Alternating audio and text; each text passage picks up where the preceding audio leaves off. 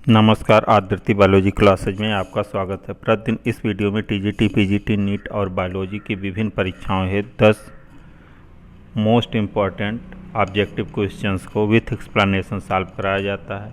तो आइए शुरू करते हैं। और जिन लोगों ने चैनल को अभी तक सब्सक्राइब नहीं किया और वो वीडियो को देख रहे हैं तो प्लीज़ उनसे निवेदन है कि वो चैनल को सब्सक्राइब कर लें ताकि उन्हें प्रतिदिन इसी तरह की महत्वपूर्ण वीडियोज़ समय से प्राप्त होते रहें। तो आइए शुरू करते हैं। In which stage of meiosis synapsis take place? A leptotene, B zygotene, C pachytene, D metaphase one. तो साइनेप्सिस क्या होती है, सबसे पहले हम लोग ये जान लें साइनेप्सिस क्या है। Synapsis is the pairing of homologous chromosome. Pairing of homologous chromosome. Homologous chromosome. तो इसका आंसर क्या होगा? एक किस स्टेज में होता है? Zygotene. Synapsis take place during zygotene. अब लेप्टोटीन में सबसे इसको हम लोग डिटेल में देख लेते हैं थोड़ा। मियोसिस क्या है? Meiosis is a reductional division और हेटेरोटिपिकल डिवीजन। अब इसको रिडक्शनल डिवीजन क्यों कहते हैं? क्योंकि इसमें क्रोमोजोम नंबर क्या है? हाफ हो जाता है। अब ये दो स्टेज में पूरी होती है, कैरियोकाइनेसिस एंड साइटोकाइनेसिस। कैरियोकाइनेसिस क्या? It is a division of nucleus and cytokinesis is a division of cell और साइटोप्लाज्म। तो कैरियोकाइनेसिस में क्या होता है? Prophase, metaphase, anaphase and telophase. तो प्रोफेज को, जो मियोसिस का जो प्रोफेज होता है, उसको हम लोग निम्नलिखित सब फेजेज में डिवाइड करते हैं। क्या? Leptotene, leptotene, zygotene, zygotene, pachytene, pachytene, diplotene, diplotene and diakinesis, diakinesis, diakinesis. तो लेप्टोटीन को क्या कहते हैं? Leptotene is a first stage of prophase one. तो इसको कहते हैं थिन थ्रेड स्टेज। इसमें जो क्रोमोजोम होते हैं क्या होते हैं? थ्रेड लाइक होते हैं और वो क्या होते हैं? न्यूक्लियर मेम्ब्रेन से अटैच होते हैं। जितने भी क्रोमोजोम होते हैं एक तरफ न्यूक्लियर मेम्ब्रेन से अटैच होते हैं। तो और एक विशेष प्रकार का स्ट्रक्चर बनाते हैं जिसको क्या कहते हैं? Bucket stage. तो बकेट स्टेज इज ये कैरेक्टरिस्टिक्स ऑफ लेप्टोटीन। यहाँ पे आप इसको देखें, यहाँ पे कौन सी स्टेज पाई जाती है? Bucket, bucket stage. जाइगोटीन में क्या पाई जाती है? Pairing of homologous chromosome take place, synapsis. Synapsis किस में होती है? जाइगोटीन में होती है। और पाइचिटीन में क्या होती है? Crossing over. क्या होता है? Crossing over, crossing over. इसमें क्रॉसिंग ओवर किसके बीच होता है? Between non sister chromatids of homologous chromosome. Non sister, crossing over takes place between non sister chromatid, chromatid of homologous chromosome. तो इसका आंसर क्या होगा? मियोसिस, साइनेप्सिस कहाँ टेक प्लेस होती है? जाइगोटीन में होती है। अब हम लोग नेक्स्ट क्वेश्चन देखते हैं। First eukaryotes were monera, protistans, archaebacterians, cyanobacterians. जो व्हिटेकर ने 5 किंगडम क्लासिफिकेशन दिया उसमें क्या क्या है? मोनरा है, प्रोटिस्टा, प्लांटी, फंजाई और एनिमलिया। तो मोनरा क्या होते हैं? Prokaryotes, single celled animal. Monera क्या होते हैं? Prokaryotes, prokaryotes single celled. और प्रोटिस्टन क्या होते हैं? Eukaryote, single celled. Archaebacteria और साइनोबैक्टीरिया ये सब किस में आते हैं? मोनरा में आते हैं। तो इसको आंसर क्या होगा? बी, प्रोटिस्टेंस। फर्स्ट यूकैरियोट्स और प्रोटिस्टेंस में क्या आते हैं? प्रोटोजोआ आते हैं।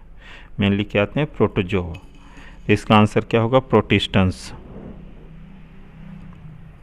Next question, macromolecules enter the plasma membrane of a cell bye.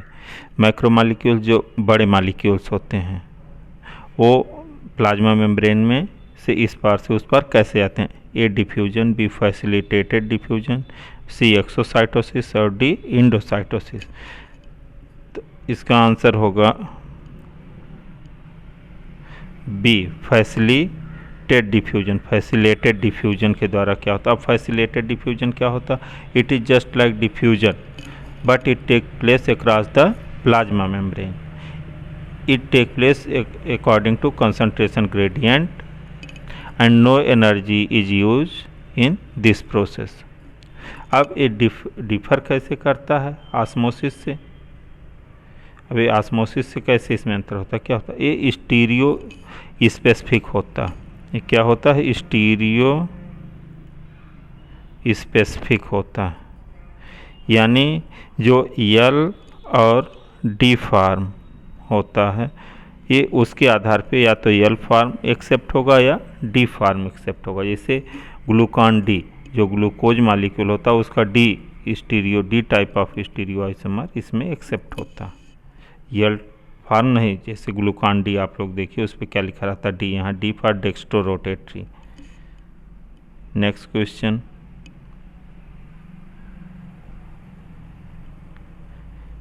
heterochromatin is generally inert because it is found around the nucleolus.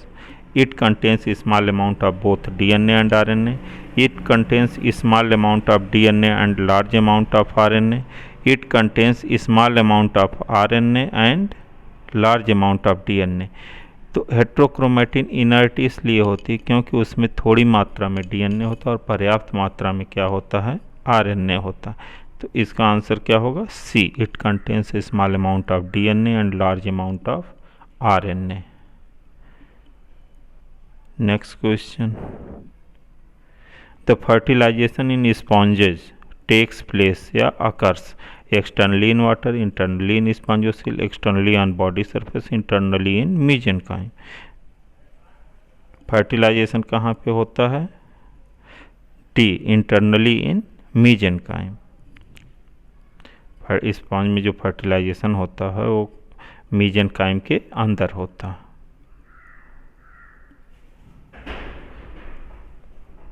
Cork cambium is primary meristem, ground meristem, lateral meristem, intercalary meristem. तो अब cork cambium क्या होता है? Cork cambium epidermis और endodermis के बीच में कहीं भी जो सेल्स डिफ्रेंशिएट होने लगती हैं इनको क्या, कार्क कैम्बियम को हम क्या कहते हैं? फेलोजन कहते हैं। क्या कहते हैं इसको? फेलोजन। फेलोजन। ये बाहर की तरफ क्या बनाता? फेलम बनाता, फेलम। और अंदर की तरफ क्या बनाता? फेलोडर्म। फेलम को क्या कहते हैं? कार्क कहते हैं।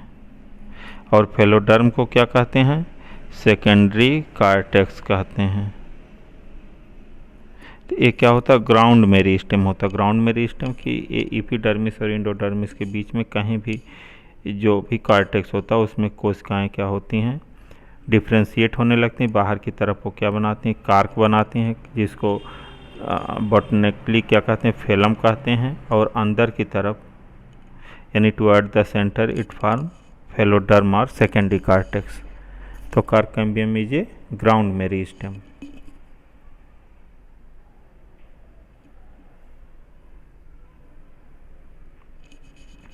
Stem modified into flattened photosynthetic structure।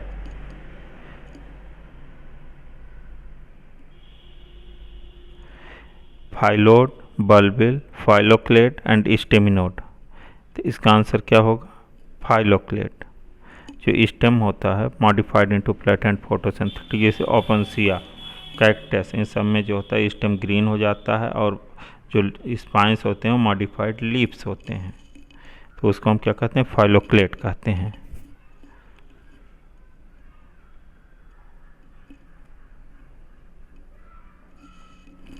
Term informosome is applied to messenger RNA, transfer RNA protein complex, ribosomal RNA protein complex, messenger RNA protein complex, messenger RNA DNA complex. तो informosome जो होता है messenger RNA और protein complex को हम क्या कहते हैं, इन्फॉर्मोसोम कहते हैं। Messenger RNA plus protein is known as informosome. तो इसका आंसर क्या होगा, messenger RNA protein complex is called इन्फॉर्मोसोम।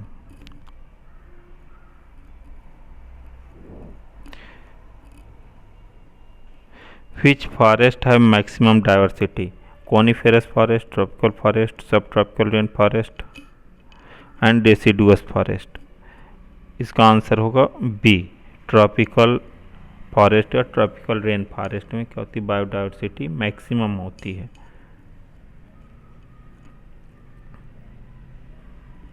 Next and last question, term species and phylum were coined by, किसने term species and phylum were coined respectively by John Ray and Cuvier, Cuvier and John Ray, Haeckel and Linnaeus. तो किसने दिया था, species term को genre ने दिया था और फाइलम टर्म को किसने दिया था, क्यूवियर ने दिया था। तो इसका आंसर क्या होगा, ए, जॉनरे ने स्पीसीज टर्म दिया था एंड क्यूवियर ने फाइलम टर्म दिया था,